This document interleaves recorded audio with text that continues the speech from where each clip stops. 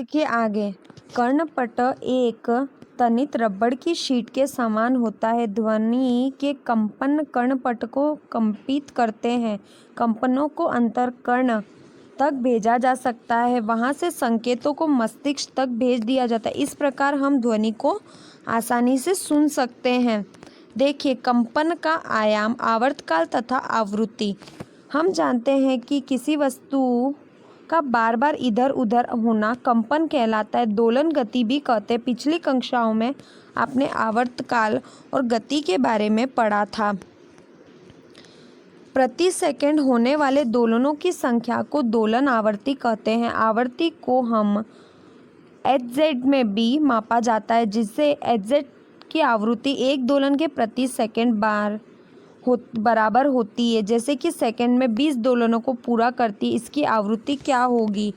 ध्वनि उत्पन्न करने वाली वस्तु को देखे बगैर भी आप उनके सुपरिचित ध्वनियों को पहचान सकते हैं।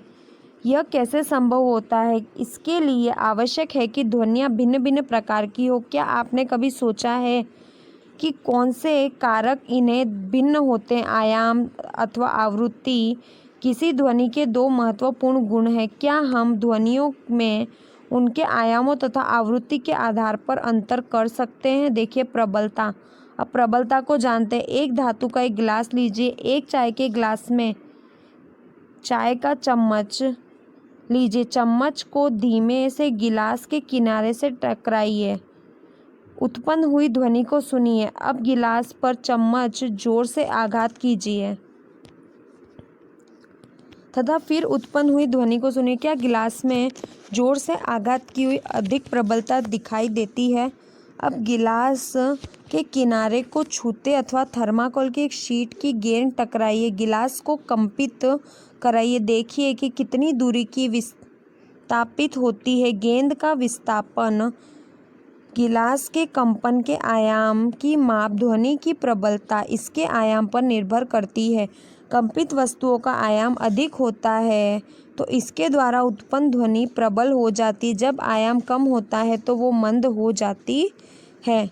अब गिलास को पहले धीमी तथा बाद में अधिक बल से आघात कीजिए। अब दोनों स्थितियों में गिलास के कंपनों के आयामों की तुलना कीजिए।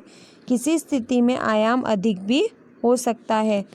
ध्वनि की प्रबलता इसके आयाम पर निर्भर करती है। जबकि कंपित वस्तु का आयाम अधिक होता है तो इसके द्वारा उत्पन्न ध्वनि की प्रबलता का भी आयाम छोटा हो सकता है और मंद हो सकता है। तो इसका कहने का मतलब ये है कि हम जितनी ज़ोर से उसके ऊपर आघात करेंगे, जितनी ज़ोर से हम उसको मारेंगे, तो उसका हमें आवाज़ उतनी ही ज़ोर से सुनाई देगी। किसी बच्चे की ध्वनि की तुलना एक वयस्क से कीजिए तो क्या इनमें कुछ अंतर है? हाँ, अंतर है। तो हम किसी बच्चे की तुलना किसी बड़े आदमी से करेंगे तो हमें दोनों की आवाज़ में भिन्नता देखने को मिलेगी। क्यों? क्योंकि दोनों की आवाज़ अलग अलग है। समान रूप से प्रबल हो फिर भी उनमें कुछ भिन्नता। आइए देखें किस प्रकार से। आवृत्ति ध्वनि की दक्षता या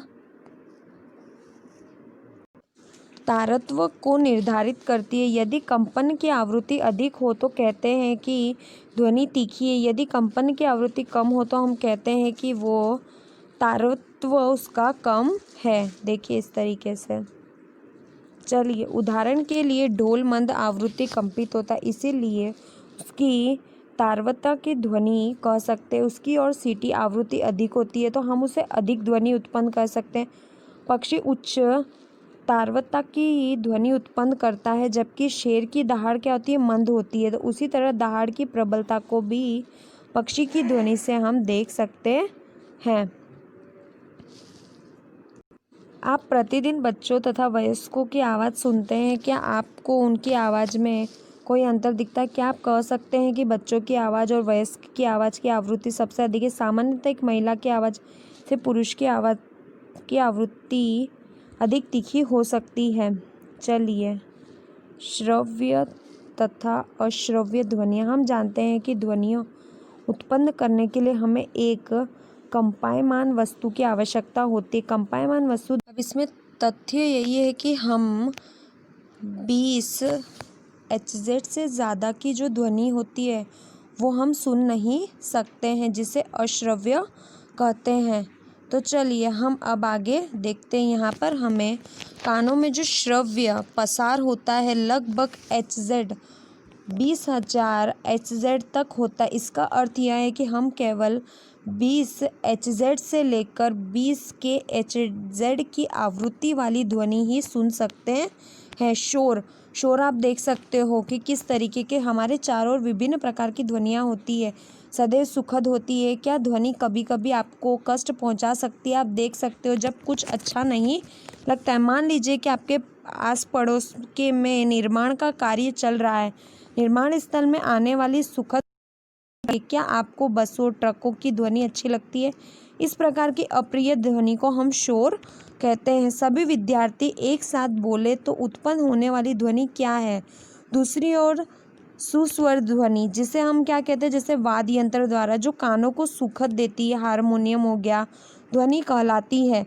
लेकिन यदि संगीत अत्यंत प्रबल हो जाए तो तब भी ये संगीत रहेगा। क्या ये तब भी संगीत ही रहेगा। तो अत्यंत मतलब कि ज़्यादा जोर जोर से होने लग जाए तो वो हमें अप्रिय लगने लगता है। 13.8 प्रदूषण। वायु प्रदूषण के बारे में हम पहले से जानते हैं।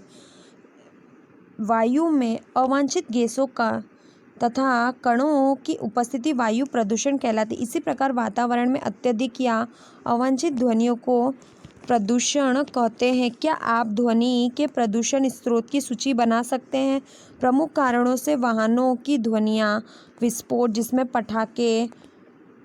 पटाखे हो गए, फटना सम्मिलित हो सकता है, मशीनों हो सकता है, लाउड स्पीकर हो सकता है, ध्वनि उत्पन्न कर सकते हैं, जैसे कि हम टेलीविज़न, ट्रांजिस्टर, रेडियो, रसोई घर के कुछ उपकरण हो सकते हैं, जैसे कि कुकर हो गया, वातानुकूलन सभी ध्वनि के लिए एक उत्तरदायित्व है। तो ये सारी के लिए उत्तरदायी है कि जिसे जो हमारे कानों को क्या करते हैं, हमें बिल्कुल भी शोर पसंद नहीं है और हमारे आसपास के वातावरण को प्रदूषित करते हैं। ध्वनि प्रदूषण की हानियाँ क्या क्या है, चलिए जानते हैं।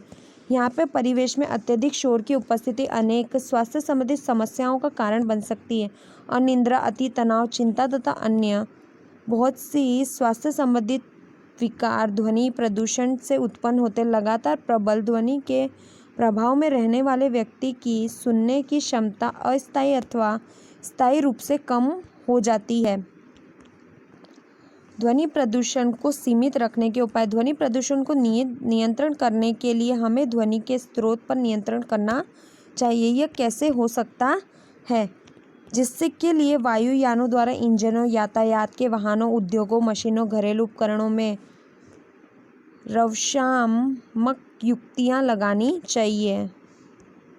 आवासीय क्षेत्रों में ध्वनि प्रदूषण कैसे नियंत्रण किया जा सकता है। ध्वनि उत्पन्न होने वाले क्रियाकलापों को आवासीय क्षेत्र में जैसे संचालित करना चाहिए। ध्वनि उत्पन्न करने वाले उद्योगों में आवासीय क्षेत्रों से दूर स्थापित करने वाले स्वचालित वाहनों के हॉर्न का उपयोग कम से कम करना चाहिए। निकायों में ध्वनि प्रबल कम रखना चाहिए और ध्वनि प्रदूषण के हानिकारक प्रभाव को कम करने के लिए सड़कों तथा भवनों के आसपास पेड़ लगाने चाहिए, जिससे कि हम ध्वनि आवासों तक पहुंचा पाएँ। तो इस तरीके से हमें ध्वनि प्रदूषण को रोकने का काम भी करना चाहिए कि हम हमारे आसपास में पेड़ लगा सकें, जिससे क्या हो सके कि ध्वनि जो उत्पन्न हो रही है, जो हमें अप्रिय लग रही है, वो कम उत्पन्न हो और जिससे काफ़ी सारे लोगों को नुकसान भी ना हो। चलिए आपका ये पाठ यहाँ पर समाप्त होता है। तो इसका जितना भी अभ्यास है वो आपको पूर्ण करना है। धन्यवाद।